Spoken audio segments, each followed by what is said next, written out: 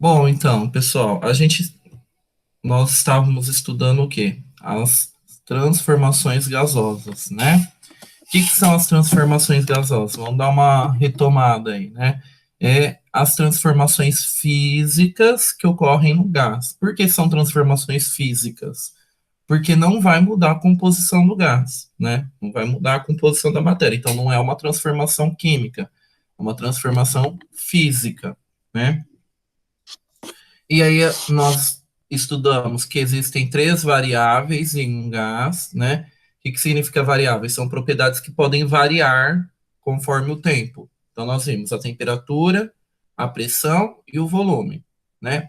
E essas transformações físicas envolvem o quê? Envolvem essas transformações, essas variáveis aí, né? Você vai variar uma dessas propriedades, né? Duas delas, na verdade, e uma delas vai ficar constante. Então, nós estudamos a transformação isotérmica, que é quando a temperatura fica constante. Aí nós observamos que a pressão varia com o volume, né? E eles são diretamente, inversamente proporcionais, desculpa, né?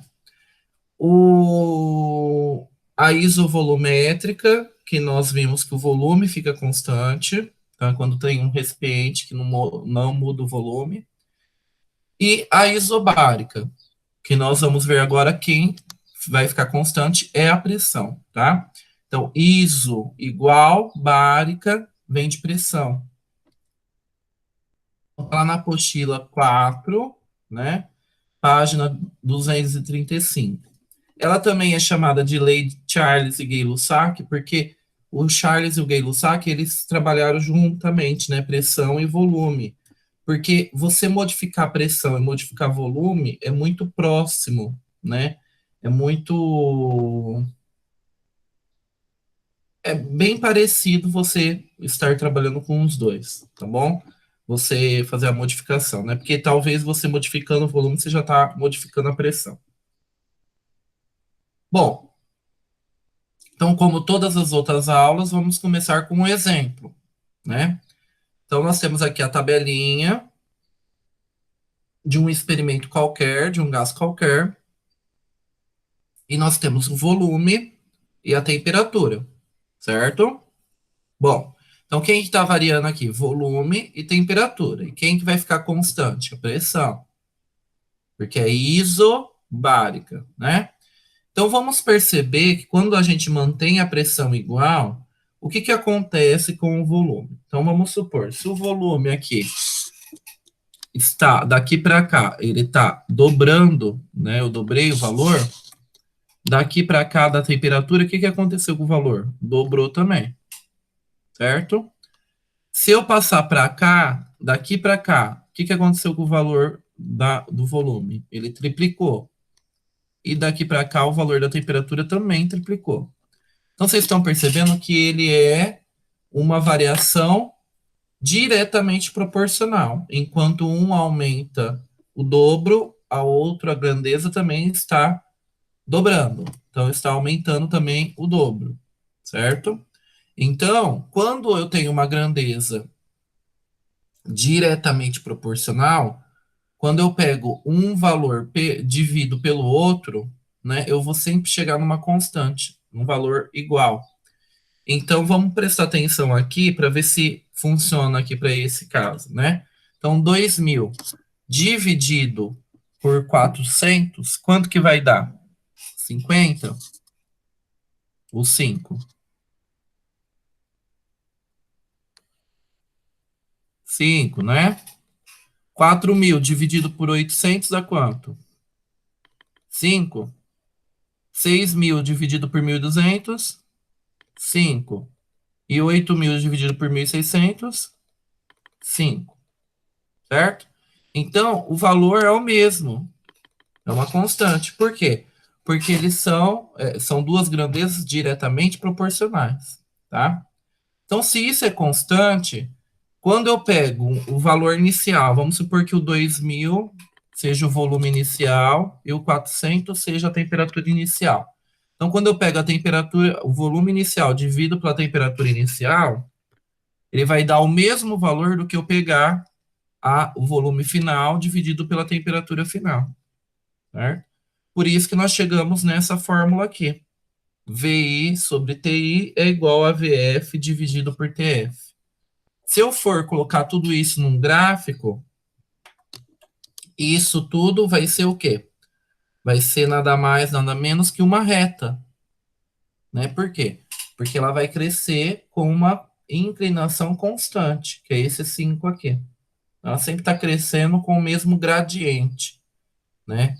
E com a mesma intensidade, vamos colocar assim, né? Para vocês entenderem melhor. Então, vai ser uma reta com a mesma inclinação. Bom, então, olhando por um outro ponto, experimentalmente, né? Olha aqui para a figurinha, né? Representando. O que que acontece quando você tem volume e temperatura? A pressão tem que ser a mesma, tá? Então, o que que acontece aqui? Aqui eu tenho uma certa temperatura. Então, nessa certa temperatura, as moléculas estão se agitando de uma certa forma, tá? Porque lembra que temperatura é a agitação das moléculas. Então, as moléculas estão se agitando. Se elas estão se agitando, e aí eu tenho, né, um êmbolo aqui, né?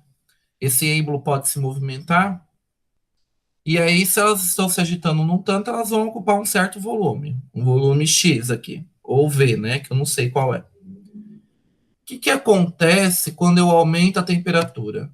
Se eu aumentar a temperatura, eu vou aumentar a agitação das moléculas. Elas vão se agitar mais, a tendência delas é aumentar a pressão, certo? Ou, se esse êmbolo é móvel, ele consegue se mover, eu não preciso aumentar a pressão. O que que ela vai fazer? O gás vai se expandir. Então, é a mesma coisa quando a bexiga estoura, né? Apesar que não muda a temperatura, mas vamos pensar dessa forma, né? O gás não tem sempre a tendência de expandir. Então, é isso que acontece quando aumenta a temperatura. Pega, por exemplo, uma bexiga mesmo, né? Enche ela, aí coloca na água gelada e na água quente. O que que você vai observar? Na água gelada, ela murcha. Na água quente, ela aumenta, certo? E se eu esquentar muito a bexiga também, ela vai explodir. Então, qualquer recipiente, qualquer lugar que esteja com gás aprisionado ali, quando eu aqueço muito, ele tem a tendência de explodir. Por quê? Porque ele tem a tendência de expandir o volume dele. E aí ele vai expandir o volume dele, vai chegar um momento que ele vai estourar a parede ali do recipiente que o contém. Tá? Outro perigo, por exemplo, que a gente pode estar comparando, né? Botijão de gás. Se ocorre um incêndio dentro da sua casa, alguma coisa do tipo, o local, se tiver algum botijão de gás, vai para os ares. Ele vai explodir, né? Ele vai aquecendo, aquecendo, aquecendo, aí explode. Então, é essa questão aqui que foi observada, né? É uma transformação isobárica, porque a pressão vai permanecer a mesma. Você só está variando volume e temperatura, tá bom? Bom, o que ele está querendo chamar atenção aqui é o que a gente já chamou atenção na aula anterior, né? Que o volume só vai variar com a temperatura em Kelvin, tá? Temperatura em graus Celsius não segue essa regra, por quê? Porque ela está baseada na escala da temperatura de fusão da água e temperatura de ebulição da água, tá? E não na escala da temperatura absoluta que leva em consideração a agitação das moléculas, tá bom? E também, quando você for comparar aqui, você vai ver que vai ter um gráfico, vai chegar a um certo determinado volume aqui, e ele vai ter que chegar até o zero absoluto, que é menos 273 graus Kelvin. Desculpa, graus Celsius. Ok? Bom, vamos seguir então. Então, o primeiro exercício que vocês têm aí, ele te dá, né, uma certa quantidade de gás que foi adicionada a um frasco e continha um êmbolo móvel, né, como se fosse uma seringa gigante. né, que pode movimentar aqui esse êmbolo. A pressão sobre esse êmbolo foi mantida constante e o gás foi aquecido de acordo com as ilustrações a seguir. Então, nós temos aqui o estado 1, temperatura de 300 Kelvin, 3 litros. No estado 2, foi para 600 Kelvin. Então, o que aconteceu aqui? Dobrou a minha temperatura. Então, quer dizer que o volume também vai dobrar.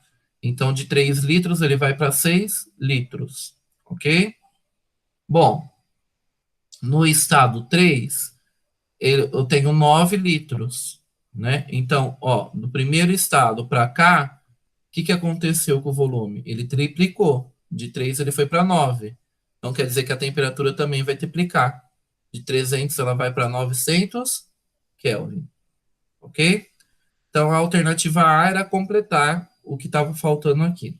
Na B, qual deveria ser a temperatura para que o volume ocupado pelo gás se reduzisse a 2 litros? Aí a gente pode usar qualquer valor daqui e calcular para 2 litros, né? Usando a equação que nós vimos agora. Né? Ó, não tem o cálculo, calma aí, só tem a resposta. Mas a gente vai montar aqui. Deixa eu pegar a caneta. Né? Então, qual que era a equação? Volume no início, dividido pela temperatura no início, vai ser igual volume no final, dividido pela temperatura no final. Certo? Quem que é o volume no início? Vamos colocar aqui, vamos usar esse valor, né? Esses dois valores aqui. Era 3 litros, dividido por 300, que é a temperatura no início, é igual. Qual que é o volume no final que ele quer? Para 2 litros, dividido por temperatura final, que eu não sei. Então, aí vai ficar, a temperatura final é igual 300 vezes 2, dividido por 3, né? Então, 300 divide por 3 sobra 100. 100 vezes 2 dá 200, certo? 200 litros. Não, desculpa, Kelvin, né, que é a temperatura. Tá? Ou, transformando em graus Celsius, né, menos 73, porque é só você subtrair, né, temperatura em graus Celsius é a temperatura em Kelvin, que é o 200, menos 273. Então vai ficar menos 73 graus Celsius, tá? Não precisava, ele pediu em graus Celsius? Não pediu, então não precisava. A gente só tá fazendo a mais aí. Exercício 2. Durante os dias de verão, não é raro encontrarmos balões no céu. Tá? Aqui ainda no Brasil não tem tanto, né? Alguns muito mais perto da festa junina, né? Mas que é proibido também, né? Porque ele pode causar incêndio. Mas tem alguns países que tem aqueles balões, né, bonitos, né, que nem a Capadócia lá na Turquia, que tem aquela pessoal que vai, né, tem até passeio de balão.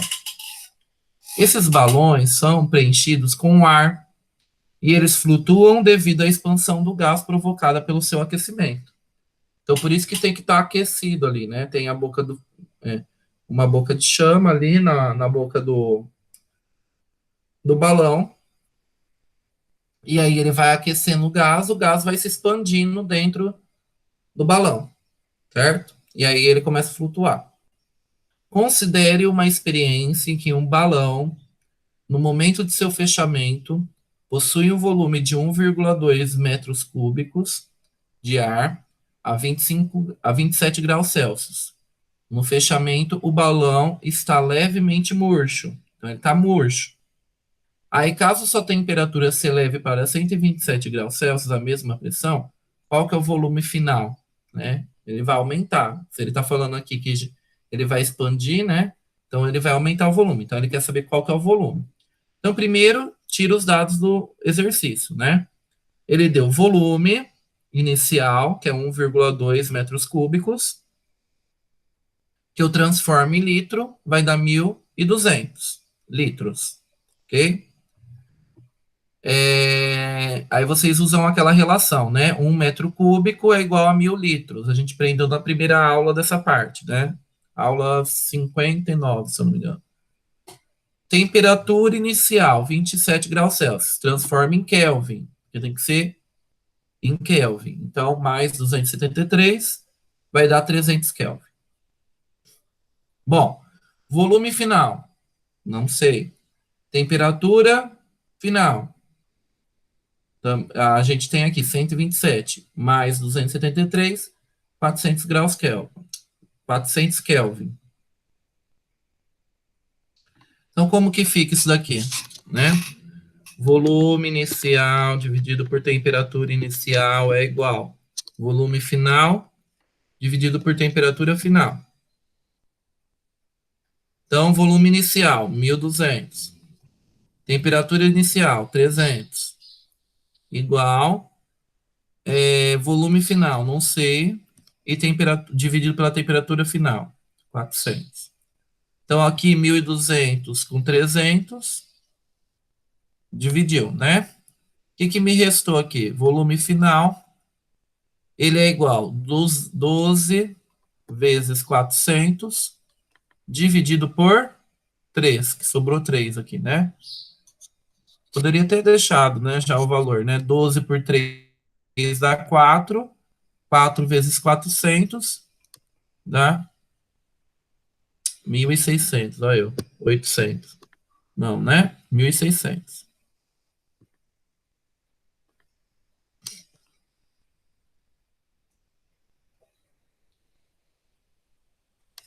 1.600 litros. Certo? Vamos ver se estava certo.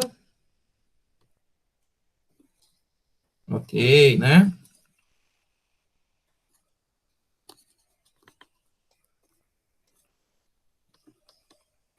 Bateu o valor.